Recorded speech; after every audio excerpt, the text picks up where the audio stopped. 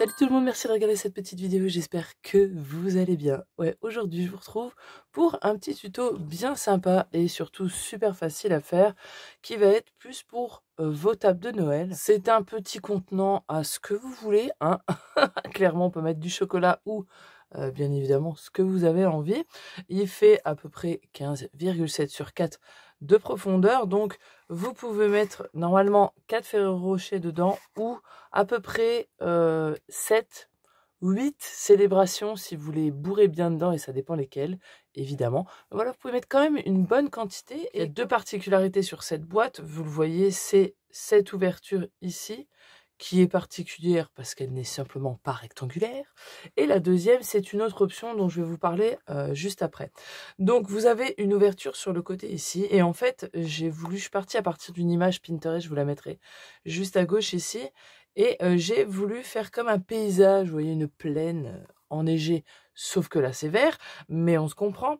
Et puis là, simplement des petits stickers. Donc ça peut être, c'est quelque chose de très simple. Les stickers là viennent de chez Action, ça c'est une chute parce que c'est un prototype.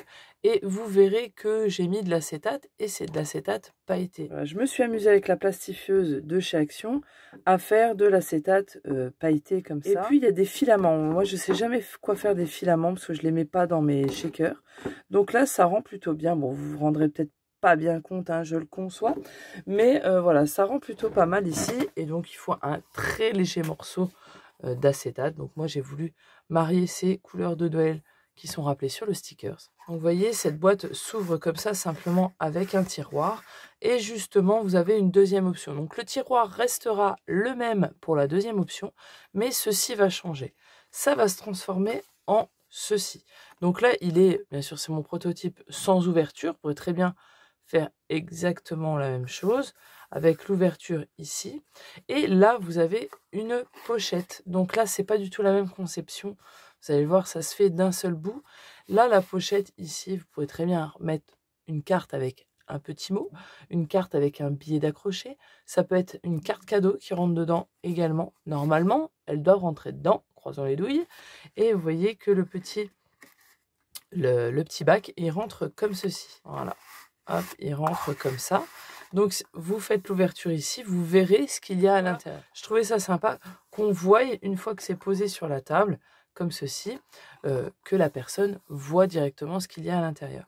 Ça peut vous servir aussi de porte-prénom pour la table. Donc, c'est vraiment un objet multi-usage. Vous allez pouvoir en faire ce que vous en avez envie. Moi, je vous donne des options. Après, libre à vous et votre imagination. Donc voilà, on va partir d'abord sur ce modèle très très simple avec son petit tiroir et on finira par le porte-carte. Voilà, donc moi ici je vais me servir d'une feuille du Welcome to Candyland, bien sûr un morceau d'acétate de votre choix. Je vais prendre cette feuille-ci. Donc on va commencer par le tiroir et un morceau de 11 par 22,5. Et ensuite sur chaque côté, je vais venir simplement faire un pli à 3,5 cm. Voilà, donc on fait le tour sur les trois côtés. Et en fait, on doit obtenir un carré central qui va faire 15,5 de long sur 4 cm. Donc j'ai le rectangle ici qui est dans la longueur. Et simplement, hop, je vais pouvoir venir couper ici les petites languettes. Bien sûr, je fais pareil dans la symétrie en face. Et ce que je peux faire, c'est que je vais biseauter mes petites languettes de gauche. Si vous voulez, vous pouvez les raccourcir si vous n'avez pas envie que ça prenne trop de place à l'intérieur. Voilà, donc vous devez obtenir ceci. Maintenant, c'est tout simple. Vous allez rabattre vos plis comme ça. Et puis, vous allez mettre de la colle sur les extérieurs. Et puis, tout simplement, on vient le rabattre en collant le bord ici contre l'angle qu'on a de notre petite languette. Donc, il faut bien se mettre angle contre angle, tout simplement, pour avoir quelque chose de bien droit. Surtout, on se fie bien à l'angle, parce que comme on a biseauté, on ne peut pas se fier au-dessus de la languette. Donc, il faut vraiment bien se fier à notre angle. Voilà, le petit tiroir est fait. Maintenant, on va passer à cette partie ici, qui n'est pas beaucoup plus compliquée.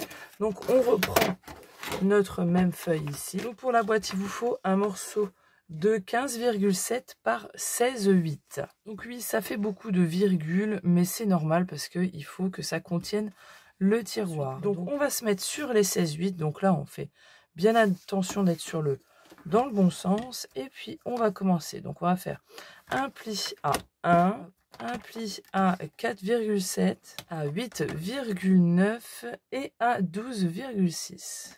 Donc voilà, on obtient les mêmes bandes que notre tiroir avec 2 mm supplémentaires. Donc on n'a plus qu'à marquer les plis et puis on va faire notre petite ouverture. J'irai vous dire qu'ici vous avez deux options aussi. Vous voyez que bon, je ne l'ai pas fermé, d'accord, mais vous avez votre boîte qui s'ouvre comme ça. Tout dépend de l'endroit où vous allez faire votre ouverture pour marquer le devant, on va dire. Donc là, si vous voulez que, vous voyez, votre boîte, elle s'ouvre comme ça, vous faites votre ouverture au-dessus. Donc vous allez faire votre ouverture sur le deuxième carré. Vous voyez, j'ai la bande d'1 cm. Vous allez faire votre ouverture sur le deuxième carré ici. Vous allez me dire, vous allez très bien pouvoir le pivoter comme ça, dans ce sens-là. Donc vous avez l'ouverture ici, vous avez fait votre ouverture là.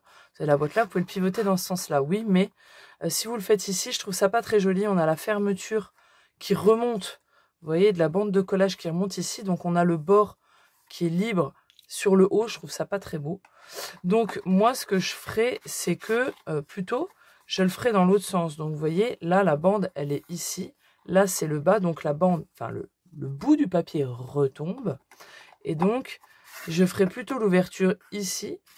Et de façon à mettre ma boîte ici. Vous voyez, comme ça. Ça sera plus joli. Là, c'est vraiment des bords pleins, fermés. C'est plus beau que d'avoir l'arête comme ça, blanche. Enfin, moi, c'est mon avis. On peut pas le mettre dans la... Vous voyez, la boîte, on peut pas la mettre comme ça. C'est pas les mêmes largeurs de bande. Donc voilà, pour ici, pour cette version-là, où la boîte est debout, comme ceci, et vous avez l'ouverture sur le dessus, il vous faudra faire justement l'ouverture sur le deuxième rectangle. En partant du bas, vous avez la bande d'1 cm. Si maintenant, moi, je vais le faire comme ça pour vous montrer autre chose, si vous voulez le faire de face, c'est sur le dernier tout en haut. C'est carrément, vous voyez, c'est pas la même chose. Je vais le faire, moi, ici, sur le dernier tout en haut. Votre rectangle, à la base, vous faites un rectangle tout à fait normal. Je vous le montre ici, mais je vais le refaire de ce côté-là parce que c'est assez compliqué à vous expliquer. Sinon, vous n'allez rien capter parce que vous voyez que ici, c'est comme ça. En fait, il faudrait faire le dessin à l'envers, mais totalement à l'envers, que ça soit au bas et gauche-droite parce que il va retomber comme ceci. Donc, je vais le faire directement ici, ce sera beaucoup plus simple. Mais vous faites un rectangle en partant de 1 cm du bord du bas et du haut.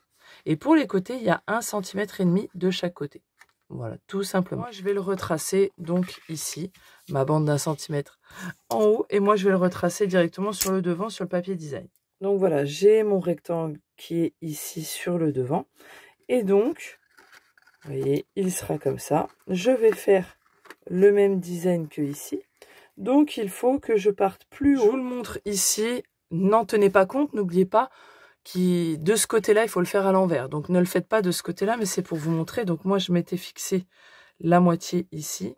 Et puis, à la main, tout simplement, je me fais une vague qui revient doucement sur mon trait de base de mon rectangle. Et ensuite, on n'a plus qu'à venir couper au cutter. Donc là, je vais faire la même chose. Je m'assure toujours que je suis dans le bon sens. Donc moi, je pars de la moitié. Et puis, je fais ma vague qui va venir redescendre à peu près à un tiers. Faites comme si vous aviez un tiers là, un tiers là. La fin est vraiment dans le dernier tiers à plat. Ensuite, tout simplement, je prends mon cutter pour vous aider vraiment. Si vous avez du mal à couper au cutter, vous ayez toujours un doigt qui touche le sol.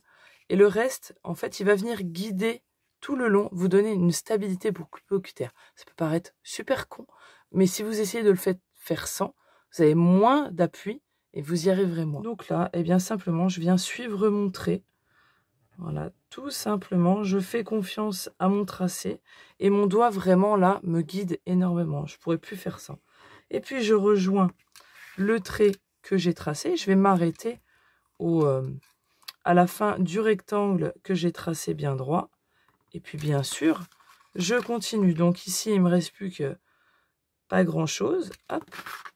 Le reste, vous pouvez le faire avec votre massicot si vous voulez. Et puis, je viens enlever, ôter le rectangle que j'ai tracé précédemment. Une fois que c'est gommé, sincèrement, on n'y voit plus que du feu. On va pouvoir prendre notre acétate que je cherche et que je ne trouve plus. Et pour ceci, il vous faut un morceau de 14,5 sur 3,5. Vous prenez le système de collage de votre choix. Moi, je le colle avec du tout simplement de la textile glue, ça colle très bien. Et puis on n'a plus qu'à le mettre ici. Bien sûr, si vous avez du double face, bah, vous en mettez sur les pourtours. On n'oublie pas la petite plaine. On attend un minimum que ça sèche. Et puis ensuite, on va pouvoir venir replier notre bande de pli d'1 centimètre, mettre notre colle et venir simplement le rabattre à plat. Moi, en tout cas, je fais comme ça. Vous voyez, hop, on le rabat ici. On rabat la petite bande de pli et puis on vient l'aplatir. Normalement, ça va se coller vraiment bord à bord. C'est fait pour. Normalement, il n'y a aucun problème. Ça ne doit pas dépasser dans tous les cas. Si on met notre petite boîte, hop, elle va rentrer parfaitement avec l'ouverture ici. Et comme je vous l'ai dit, il faut vraiment attendre que ça sèche parce que regardez, vous en avez l'exemple. J'ai pas attendu pour vous montrer et ça se décolle. Pas de problème. Vous rappuyez correctement comme ça. Ou le mieux, vous savez, des fois ce que je fais, vous le verrez peut-être pas, mais moi je soulève mon tapis de découpe, je le mets en dessous et le poids du tapis fait que ça appuie naturellement dessus. Donc on a ceci ici et on verra pour la petite déco. Après, je vais vous montrer tout de suite comment faire cette version-là avec la pochette. Donc là, pour la boîte pochette, j'ai pris justement un papier à motif pour vous montrer dans quel sens il faut prendre votre papier. Tout d'abord, vous allez prendre un morceau de 15,7 sur 29,8. Donc si vous avez une feuille A4, il n'y a pas de problème, 29,7. Ça marchera très bien. Le millimètre en moins sera sur une bande de plis. Donc il n'y a vraiment pas de souci. Donc on va commencer les plis. Et là, il faut que vous ayez le haut de votre motif sur votre gauche. Donc je vous mets tous les plis ici en bas. Et vous n'avez plus qu'à suivre tout ce processus. Donc on y va. Voilà, hop, 22,8 et le dernier 28,8. Hop, voilà. Et là, donc, on a notre papier comme ceci. On va marquer les plis. Donc là, vous avez des plus grandes largeurs, c'est la pochette. Les plus petits, c'est la boîte. Donc là, la partie boîte, quand on va replier, tout sera dans le bon sens, comme ça. Et puis la pochette, hop, comme ceci. Ici, voilà, comme ça. Et tada, tout simplement, et on a tout dans le bon sens. Donc là, vous avez le choix. Soit vous voulez faire votre ouverture sur le haut, ou vous voulez la faire devant. Moi, je vais la faire devant.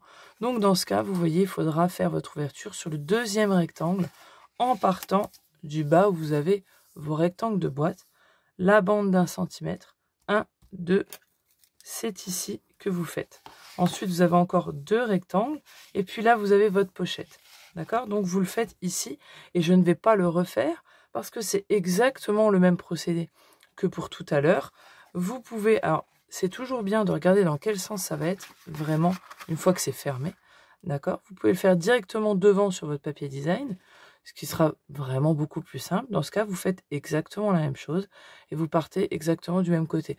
Bien sûr, vous pouvez partir de l'autre côté si vous voulez. Vous faites comme vous voulez. Petite astuce, si jamais vous en faites à l'affilée, que vous en faites beaucoup, que vous voulez qu'ils soient tous identiques, vous en faites un premier, vous prenez ce qui est sorti de votre découpe de la première fois. Bien sûr, on fait attention. Vous voyez, il est comme ça. Donc, on le replace exactement pareil à l'intérieur de notre cadre. Ok, et puis on va simplement venir faire cette partie de vallée ici. Donc il faut bien surtout le placer à l'intérieur. Et ensuite, vous suivez votre papier. Hop, comme ça. Et ainsi, vous aurez exactement la même découpe sur tous vos morceaux. Donc voilà, on obtient ceci. Vous voyez, c'est passablement les mêmes. Et là, il va s'agir de faire une petite déco, si jamais vous voulez faire une petite déco sur le devant. Moi, je trouve c'est bien. Les petits stickers de chez Action sont super. Vous voyez, il y en a beaucoup. Il y a beaucoup de choix. Ils sont vraiment adaptés, je trouve, à la taille qu'il y a ici. C'est vraiment, vous voyez, la taille est vraiment super. Et si vous voulez mettre une petite ficelle comme ça, moi, c'est des ficelles qui viennent de... Alors ça, c'était de chez Action, hein, il y a un moment avec des ding-ding là. Et alors ça peut être une ficelle. Si vous n'avez pas de ficelle, prenez du fil DMC. C'est pareil, hein, du fil fin. Vous pouvez en trouver chez Action d'ailleurs. Pour celui-ci, il n'y a pas de problème. C'est simplement, vous voyez, j'ai noué 2 fils entre eux parce qu'ils ne sont pas assez grands. Prenez la mesure que vous avez envie si c'est du fil DMC. Vous tournez en le croisant et puis vous faites un nœud sur le derrière.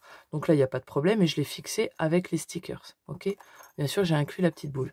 Mais pour celui-ci, si jamais vous voulez faire la même chose, il faut mettre votre ficelle avant. C'est-à-dire que c'est un peu plus complexe parce que vous allez devoir la fixer ici, venir la coller derrière votre bande ici, puis faire un trou derrière pour la passer. Donc on va le faire ensemble. Donc là, moi, j'ai doublé le fil hein, comme ça. Mais c'est juste pour avoir un effet de doublage. Normalement, vous avez assez. Moi, la longueur de ce fil-là, il mesure 22 cm. Donc voilà, c'est à peu près ce qu'il vous faut. Donc j'ai fait une petite marque là, à je crois 2 cm. Ouais, c'est l'endroit par rapport à mon ouverture où je veux que mon fil atterrisse. Et je vais faire un tout petit trou ici. Alors, je laisse quand même une marge, hein, un bon petit demi-centimètre, on va dire. Et puis je vais les passer de l'extérieur vers l'intérieur. Hop, voilà, j'ai mes 2 fils comme ça. Et là, je vais retirer, vous voyez, je vais le placer comme il doit être, à savoir que cette bande d'1 centimètre va venir, simplement, vous voyez, vous l'écrasez à plat, comme on a fait pour celle-ci, c'est la même chose. Et comme ça, on peut juger de la hauteur à laquelle on doit faire revenir devant le morceau. Donc, vous voyez, c'est à peu près comme ça. Et en fait, ça va se mettre derrière. Alors, je conçois que c'est délicat. Je conçois que ça peut être embêtant. Mais ma foi, moi, je vais faire ça.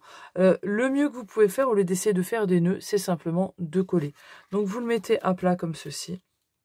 Vous laissez de la marge. Il ne faut pas trop le tendre, hein, parce qu'après, ça va reprendre une place. Il y a des plis qui vont se faire. Moi, je vais pas le tendre à fond. Vous voyez, je vais essayer de le coller correctement, pas trop tendu, mais un peu quand même. C'est compliqué, hein, je conçois, d'expliquer comme ça, c'est pas forcément évident. Une fois qu'on a ça, qu'on sait qu'on a la marge devant, ce qui est bon de faire, c'est de coller déjà le derrière. Alors, bien sûr, coller avec de la colle ou du double face. Je le place directement sur le trou et le plus proche possible de où va être collée ma bande, tout simplement parce que je veux pas que ça se voie trop à l'intérieur et que ça vienne gêner quand on va faire glisser le tiroir. Donc voilà, après ça, comme je vous ai dit, c'est tout à fait optionnel comme décoration. Et hop, donc je vais placer ça ici. Je le raplatis. Je vais venir le passer derrière. Et puis du coup, j'ouvre et je vais pouvoir venir le coller ici. Hop, sur cette partie, donc sur ma bande, je vais placer le double face, bien évidemment, de la colle. Voilà, je prépare mon morceau de double face avant de venir bien le placer. Et puis j'ai juste à venir le mettre ici. Moi, je remettrai de la colle par-dessus parce que j'ai un double face qui ne colle pas des masses. Et je vous conseille de quand même faire pareil. C'est une sûreté supplémentaire. Puis simplement, je viens couper. Hop, ce qui dépasse ici. Alors moi là, j'ai pas mis de ding-ding.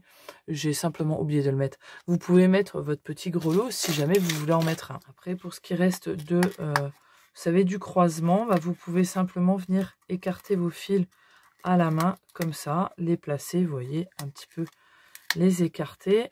Bien sûr, vous n'êtes pas obligé de les relier comme moi j'ai fait. Là, j'avais un nœud, ce qui, du coup, les coller entre eux. Vous pouvez très bien les prendre séparément. Ils seront beaucoup plus malléables. Et une fois qu'on a fait ça, bah, il nous reste simplement plus qu'à venir coller notre bande ici. Voilà, de la colle. Comme je vous ai dit, on vient l'écraser. Hop, j'ai oublié d'enlever le double face qu'on a mis tout à l'heure. Et je vais remettre quand même, comme je vous ai dit, une dose de colle par-dessus. Et puis tout simplement, on vient aplatir et le coller à plat. Et vous voyez, quand on le redresse, il n'y a pour ma part aucune tension. Et j'ai mes petits fils qui sont inscrits comme ça. Et ça donne quelque chose de très propre. Voilà, donc on va commencer, on va attaquer la petite pochette. Très simplement, je vais me munir d'une perfo ronde, comme ceci. Alors, j'en ai qu'une. C'est toujours la même, vous avez l'habitude peut-être. Ça fait 2,5 cm. Vous prenez la taille que vous voulez, ce que vous voulez.